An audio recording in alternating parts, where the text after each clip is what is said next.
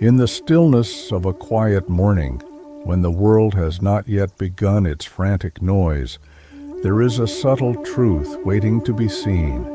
It hides not in distant mountains or ancient scriptures, but right here, in the simple act of where we place our attention. Krishnamurti once said, "You become what you contemplate." Few words carry such a profound weight. Few truths cut so directly into the heart of existence. The mind is not merely a passive observer of the world. It is an architect, constantly building, shaping, molding reality through the silent, persistent act of observation. Whatever the mind dwells upon, it begins to reflect, and what it reflects slowly becomes what it is. If you constantly focus on fear, your inner world becomes tinted by it. If you obsess over lack, you start perceiving scarcity in every corner of life.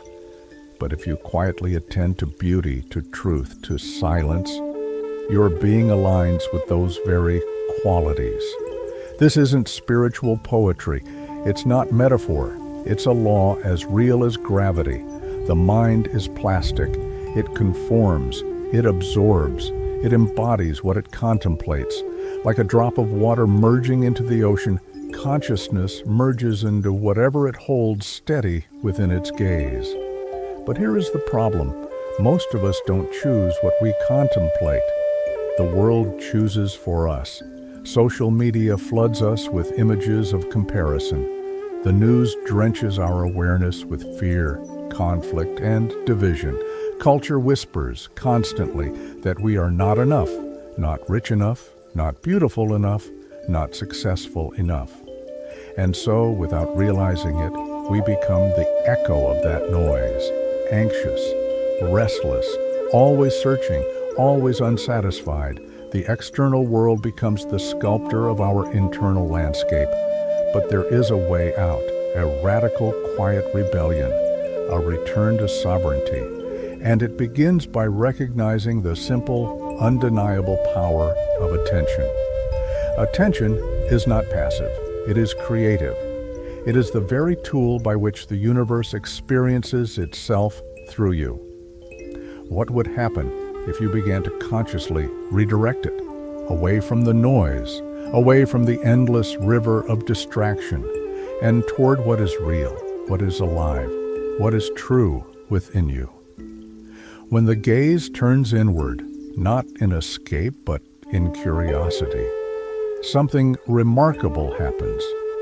You begin to see how every thought, every belief, every assumption has been constructing the walls of your own invisible prison. And in that moment, cracks appear in the illusion. This is not the work of a day, nor the work of discipline alone. It is the art of presence, the art of noticing again and again where your attention flows, because wherever it goes, your life follows.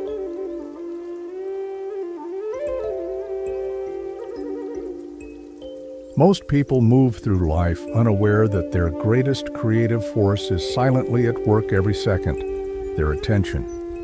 Like an invisible sculptor, it carves the shape of your inner world, thought by thought, focus by focus. And yet, most of this sculpting happens unconsciously, not because we are weak or flawed, but because we've been conditioned to believe that attention is merely a window through which we observe life, not the brush that paints it. Look closely. Observe your own mind. What does it return to when there is silence? Does it seek problems to solve? Does it feed old narratives of not being enough? Does it cling to the past, or anxiously rehearse futures that may never come? You may realize something unsettling. Your mind often behaves like a magnet for suffering, not because life demands it, but because the culture we live in teaches us to feed it. It rewards hyperstimulation, distraction, and constant dissatisfaction. You are taught to always want, to always compare, to always chase something just beyond reach. And in this endless pursuit, what happens? You become the very hunger that drives you. You become what you contemplate. The external noise becomes your internal experience. Anxiety isn't something happening to you. It is something being rehearsed within you, repeated, strengthened, given energy through attention. But here, in this very realization, lies freedom. Because if attention can unconsciously build a prison, it can consciously become the key. The same force that traps you can also liberate you. Krishnamurti wasn't pointing toward positive thinking or naive affirmations. He was pointing toward something far more profound, the total awareness of what the mind is doing, a watching that is so clear, so honest, that the automatic patterns begin to dissolve under the light of observation itself. When you become aware that your thoughts are merely thoughts, not reality, a strange, spacious clarity emerges. You start noticing how easily the mind drifts into judgment, comparison, fear. But now you're watching it, not becoming it. This is the subtle art of turning attention from being a passive victim of circumstance into an active participant in the mystery of life. Instead of being lost in thoughts about life, you begin to experience life directly, unfiltered, immediate, real. Think about this. If you spend your time constantly focusing on what's wrong, what's missing, what's broken, then you become the embodiment of that story.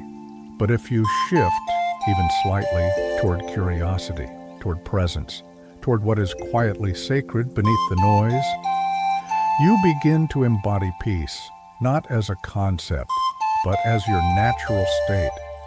Attention is not just what you look at, it is what you merge with, what you give your presence to. Starts to grow roots within you, becomes part of your nervous system, shapes how you breathe, how you walk, how you see the world. So the question is no longer whether life is stressful or beautiful or chaotic. The real question is, what are you feeding with the gaze of your own awareness?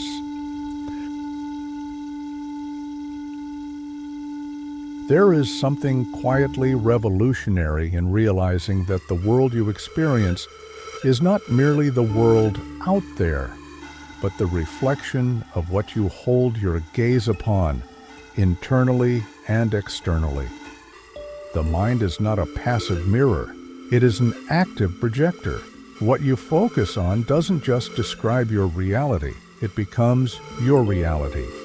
If you constantly contemplate fear, you slowly embody the posture of fear.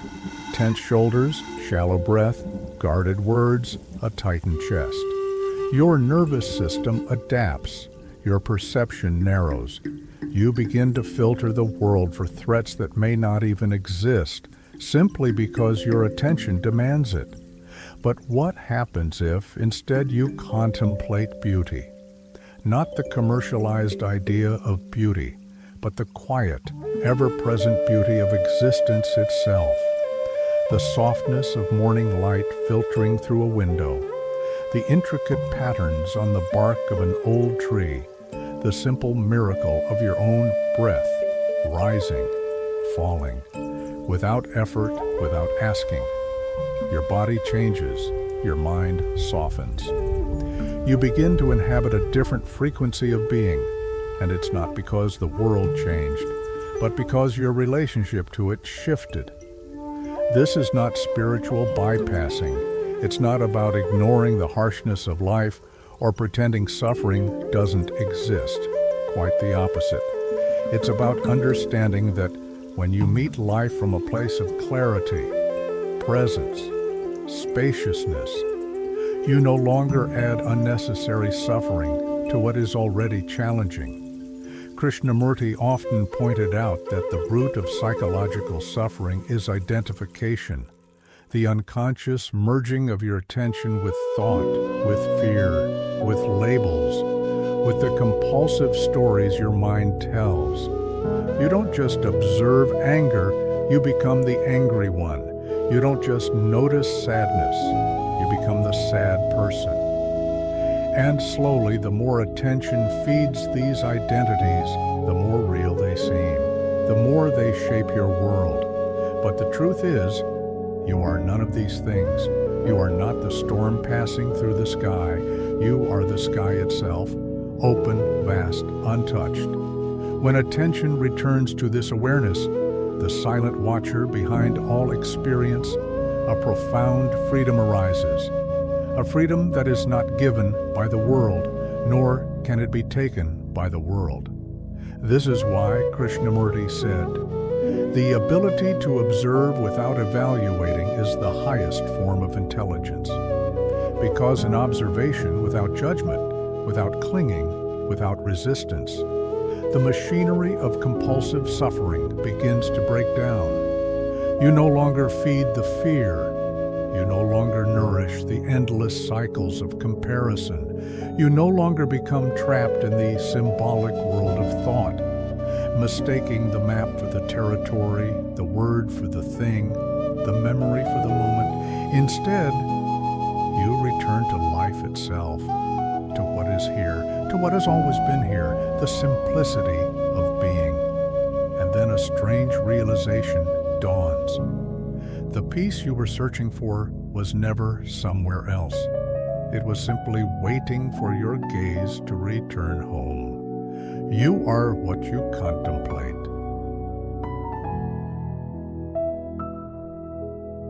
In the end, the world we experience is a mirror, not of absolute reality, but of the contents of our own consciousness. This is not just poetic metaphor. It is a precise description of how perception works. Wherever attention flows, energy follows. Whatever you contemplate, or fear or love, chaos or harmony, conflict or peace, begins to take root within you.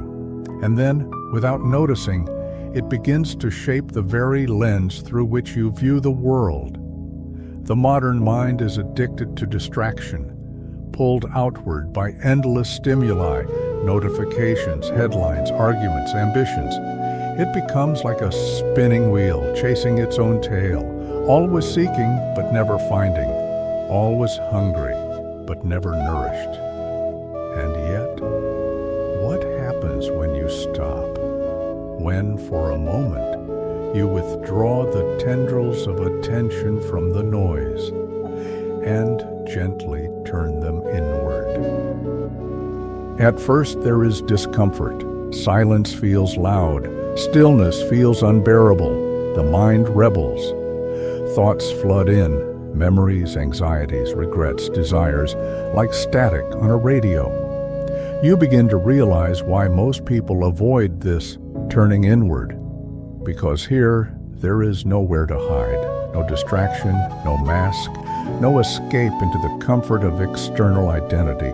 But if you stay, if you simply witness, without judgment, something subtle begins to shift. The noise doesn't disappear, but it starts to lose its grip. You begin to sense that the thoughts are not you, the emotions are not you, the stories are not you.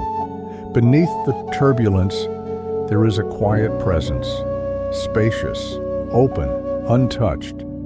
This is not an idea, it's not a belief. It's an experience, immediate, undeniable, a presence that has been with you your entire life, watching, waiting, unconcerned with the dramas of thought.